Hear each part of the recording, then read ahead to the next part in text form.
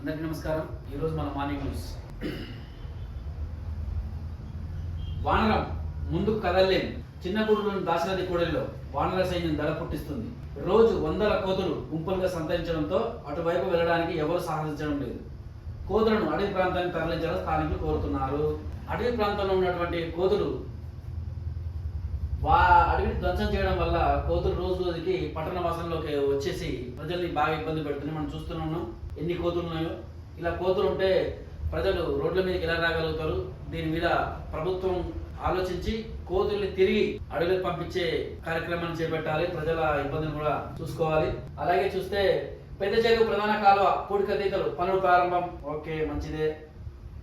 DCC అధ్యక్ష పదవులపై కన్ను. నిజాం చెరువు వద్ద శ్మశాన వాటిక నిర్మించాలి. పట్టణంలోని నిజాం చెరువు వద్ద శ్మశాన వాటికను వెంటనే నిర్మించాలని సిపిఐ పట్టణ కార్యదర్శి పెరుగు కుమార్ అన్నారు. స్థానిక పాత ప్రజల అవసరాల నిమిత్తం నిజాం చెరువు ఆవరణలో శ్మశాన వాటికను వెంటనే నిర్మించాలని కోరుతూ సిపిఐ పట్టణ కార్యదర్శి స్థానిక కాలనీ వాసుల ఆధ్వర్యంలో బుధవారం మున్సిపల్ కార్యాలయం ఎదుట ధర్నా నిర్వహించారు. అనంతరం మున్సిపల్ కమిషనర్ కి వినతి పత్రాలు చేశారు. గత ప్రభుత్వంలో మాజీ ఎమ్మెల్యే శంకర్ నాయక్ ఆధ్వర్యంలో నిజాం చెరువు పక్కన శ్మశాన వాటిక కోసం సుమారు కొన్ని లక్షలు వెచ్చించి శిలాఫలకం వేయడం కూడా జరిగింది. అప్పుడే ఈ ప్లేస్ మాది, దీంట్లో శ్మశాన వాటిక ఎలా నిర్మిస్తారు అని చెప్పి అక్కడ కొంతమంది వచ్చి గిత్రాలు చూపించి కొంచెం ఇబ్బంది పెట్టడం జరిగింది. అప్పుడే అది ఎవరి ప్లేస్, ప్రజాప్రభుత్వం ప్లేసా లేకపోతే ప్రజల ప్లేసా లేకపోతే ప్రభుత్వంగా నిర్ణయించడానికి టైం బట్టి ఆ శిలాఫలకం అలాగే ఉంది. ఇప్పుడు కూడా మనం వెళ్ళినా కానీ అక్కడనే ఉంటుంది. ప్రయత్నం అయితే చేశారు కానీ ఆ ల్యాండ్ ఎవరిదని తెలియక ఇబ్బంది పడేవాళ్ళ వల్ల ఇది ఆగిపోయింది. నెక్స్ట్, తాపి పట్టి ఉత్సాహపరిచి డోర్నకల్ శాసనసభ్యుడు రామచంద్ర నాయక్ దంతాల పెరిగిన ఇందిరమ్మ ఇండ్ల నిర్మాణం బుధవారం ఆయన చేపట్టారు. బేస్మెంట్ బిల్లులు పొందిన లబ్ధిదారులతో కలిసి మాట్లాడి ఇందిరమ్మ ఇల్లు చేపట్టిన ఒక గొప్ప కార్యక్రమం. నిరుపేద ప్రజలు ఇల్లు కట్టుకోలేని స్థితిలో ఉన్న వారికి ఇందిరమ్మ ఇళ్ల ద్వారా చాలా వరకు లబ్ధి పొందుతుందని చెప్పుకోవచ్చు. అయితే డిప్యూటీ స్పీకర్ మరియు ప్రభుత్వ రామచంద్ర నాయక్ గారు తాపిపట్టి వాళ్ళలో ఉత్సాహాన్ని నింపాడు. ఒక లీడర్ ఉండే లక్షణాలు ఉన్నాయి. ప్రజలను ఉత్తేజపరచడమే గ్రేట్. కాషాయ శ్రేణులకు దిశానిర్దేశం. నిన్న మహబూబాద్ కి బీజేపీ రాష్ట్ర అధ్యక్షుడు రామచంద్రరావు గారు రావడం జరిగింది. జరగబోయే ఎన్నికల గురించి దిశానిర్దేశం చేయడం జరిగింది. కౌన్సిలర్స్ గానీ లేకపోతే ఎంపీటీసీ, జెడ్పీటీసీ, సర్పంచ్ ఇట్లా మొదలగు ఎన్నికలు దగ్గర పడుతుండటంతో కార్యకర్తల్లో నూతన ఉత్తేజం నింపడానికి నూతన అధ్యక్షుడు రావడం జరిగింది. సభ ఏర్పాట్లు మంచిగా జరిగాయి. స్వాగత సత్కారాలు బాగానే జరిగాయి. అందరూ సాధారణంగా ఆహ్వానించారు. చాలా మందికి వాళ్ళు మోటివేట్ చేయడం జరిగింది. ప్రధాని మోడీని అడిగే బీసీ రిజర్వేషన్లపై హామీ ఇచ్చారు. డోర్నకల్లో మాట్లాడుతున్న మాజీ మంత్రి, మాజీ ఎమ్మెల్యే రెడ్డి నాయక్. ఈ రిజర్వేషన్లు అంటే రోజుకు పాట మాట్లాడుతూనే ఉన్నారు. ఇటు బీజేపీ గానీ, ఇటు కాంగ్రెస్ గానీ, ఇటు టీఆర్ఎస్, బీఆర్ఎస్ గానీ, ఇతర రాజకీయ పార్టీలు గానీ ఏది పడితే అది మాట్లాడుతూనే ఉన్నారు. అది బిల్లు వచ్చేంత వరకు కూడా మనం కూడా మాట్లాడలేం. అనుమతులపై అవగాహన లేదా? డోర్నకల్ సిఐకి ప్రజాస్వామ్యం తెలియదని, ఏ ర్యాలీకి అనుమతి పోవాలో తీసుకోకూడదో కూడా అవగాహన లేదన్నారు. భారత సమావేశ నిర్వహణకు ఎస్పీ వద్దకు అనుమతి కోసం వెళ్తే ఎన్నికలప్పుడు తీసుకోవాలన్నారని పేర్కొన్నారు. పోలీసుల తీరు మారకపోతే ధర్నా చేస్తామన్నారు. కామనదంతా. నెక్స్ట్, పనులు జాప్యం, వసతి కష్టం. వైద్య విద్యార్థుల కోసం రూపుదిద్దుకుంటున్న వసతి గృహం. వైద్య కళాశాల విద్యార్థుల కోసం వసతి గృహ సముదాయాల విద్యుత్, నీటి కనెక్షన్ల పనులు కొనసాగుతున్న 7 కిందట అందుబాటులోకి రావాల్సిన ఈ భవన నిర్మాణంలో జాప్యం జరిగింది. విద్యార్థులను ప్రైవేట్ భవనాలు, స్థానిక జేఎన్టీ ఇంజనీరింగ్ కళాశాలకు చెందిన వసతి గృహాలలో ఉంచడం జరిగింది. జేఎన్టీ కళాశాల విద్యార్థులు వసతి 70 మంది ఉంటున్నారు. తాజాగా ఇంజనీరింగ్ విద్యా కౌన్సిల్ జేఎన్టీ కళాశాలకు 145 మంది ప్రవేశాలు పొందారు. వీరికి వసతి కల్పించాల్సి ఉండడంతో వైద్య విద్యార్థులను ఖాళీ చేయించాలని ఇంజనీరింగ్ కళాశాల నిర్ణయించారు. ఈ సమాచారాన్ని వైద్య కళాశాల అధికారులు తెలియజేశారు.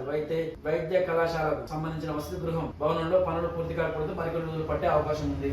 మహిబాద్ లో మెడికల్ కాలేజ్ వచ్చి సుమారు 3 సంవత్సరాలు దాటింది. ఈ 3 సంవత్సరాల కాలంలో చాలా ఆటపోట్లు ఎదుర్కొన్నది. నిర్మాణ వ్యయంతో కూడుకున్నది కాబట్టి కొన్ని విడతల వారిగా డబ్బులు రావడంతో చాలా లేట్ గా ప్రాసెస్ స్టార్ట్ అయింది. అయితే ఇక్కడ జరుగుతున్న మన సిచ్యువేషన్ చూస్తే మెడికల్ కాలేజ్ అమ్మాయిలు ఉదయం ల్యాబ్కి వెళ్ళాలన్నా కానీ, ఏరియా హాస్పిటల్కి వెళ్ళాలి కానీ హాస్టల్ నుంచి నడుచుకుంటూ పోవడం, లేకపోతే ఎవరైనా స్కూటీ తీసుకొని వెళ్ళడం, లేకపోతే ఇతరత్ర కాలంలో నడుచుకుంటూ పోవడం జరుగుతుంది. అట్నుంచి మెడికల్ కాలేజ్ నుంచి మన గవర్నమెంట్ హాస్పిటల్ నుంచి మెడికల్ కాలేజ్ పోవాలంటే ఆటోలు, బైక్ మీద ట్రిపుల్ రైడింగ్లు ఇట్లా చేసుకుంటూ వెళ్తున్నారు. సపోజ్ ఏమైనా జరిగితే ఎవరిది బాధ్యత? ప్రిన్సిపాల్ దాని బాధ్యత తీసుకుంటారా లేకపోతే హాస్టల్ వార్డెన్ బాధ్యత తీసుకుంటారా అనేది తెలియాల్సి ఉంది. ఎందుకంటే వాళ్ళకి సరైన సౌకర్యం లేదు. రవాణా ట్రాన్స్పోర్ట్ కాలేజ్ తరపు నుంచే బస్సులు పెట్టాలి కానీ బస్సులు లేవు. ఒకవేళ బస్సులు ఉన్నా కానీ మనిషికి ఇంత అని చెప్పి వసూలు చేసే కార్యక్రమం ఉందని చెప్పి గుసగుసలు ఉన్నాయి. దీని మీద మెడికల్ కాలేజ్ ప్రిన్సిపాల్ మరియు డిఎంహెచ్ఓ గారు ఆలోచించి చూడండి. ఎందుకంటే సంఘటన జరగక ముందుకే నిర్ణయాలు తీసుకోవాలి. సపోజ్ ఏమైనా జరిగిందని కూడా అనుకోకుండా దాని పూర్తి రెస్పాన్సిబిలిటీ ఎవరు తీసుకుంటారు?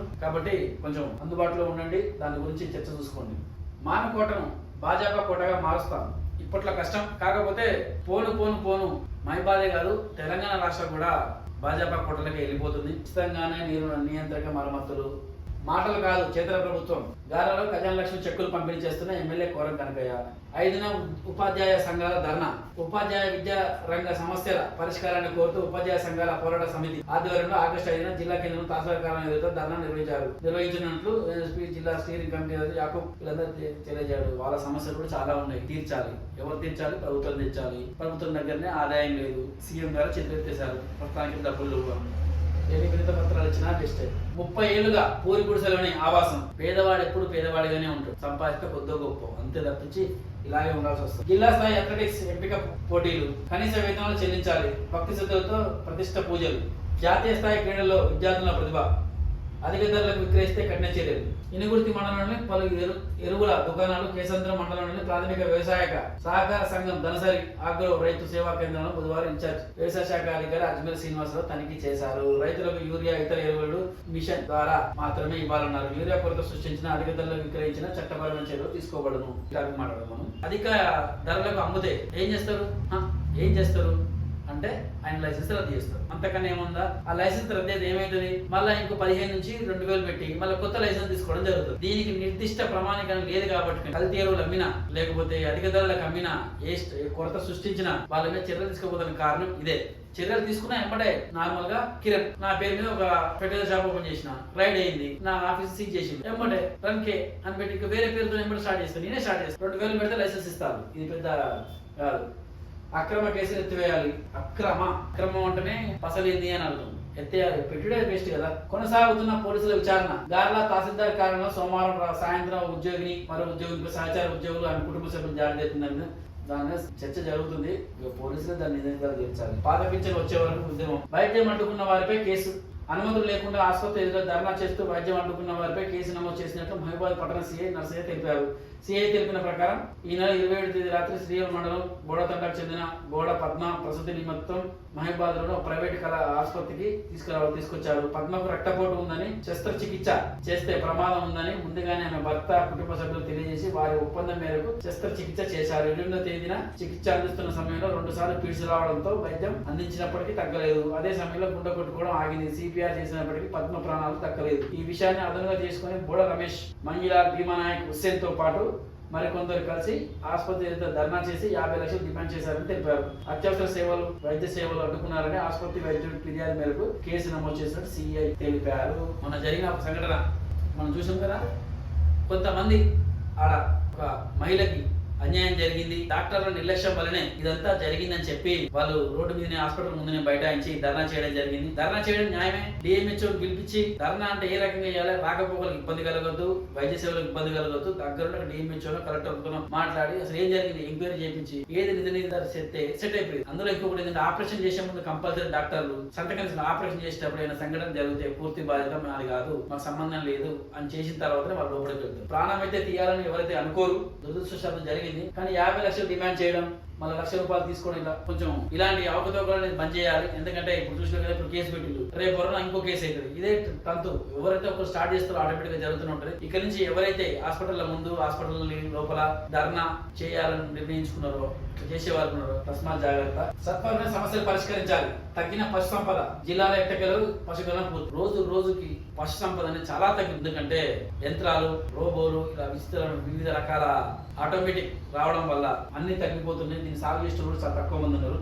దీన్ని పెంచాలి, ఇవన్నీ చేయాలని చాలా తక్కువ మంది. సీజన్ వ్యాధులపై అప్రమత్తంగా ఉండాలి. ఓకే, వేగంగా సులువుగా. ఈ రోజుతోని మనం వార్తలు ముగిస్తున్నాం. Thank you.